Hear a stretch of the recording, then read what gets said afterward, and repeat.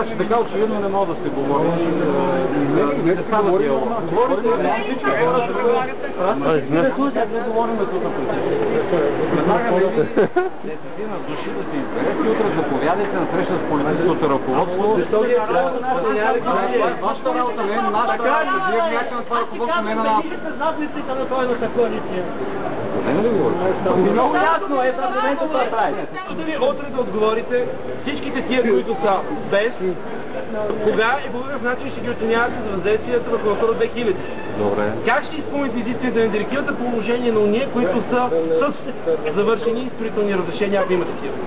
Тоест, утре Swiss Property строи, унищожава на Натура 2000 мястото, как ще избегнете наказание от Европа, които ние ще плащаме? Добре, утре ще Четвърти въпрос. Беше четвърти въпрос. И пети въпрос. С изключените територии от Натура 2000 мястото от забраната по член 19, това е петия въпрос. Какво губите от Натура 2000 мястото? Какво има в тези изключени територии? Е така задачка за качка. Аз имам още един въпрос. Аз имам въпрос. Колко часов? И аз съм и така ли прави министерството? Праща някой да ни баламосва, докато министърът се измъкне там в колата? Ходи се гръмни, бе! Ходи се гръмни, бе, Мишо! Не закачай човек, ходи се гръмни сега, бе! Когато трябва.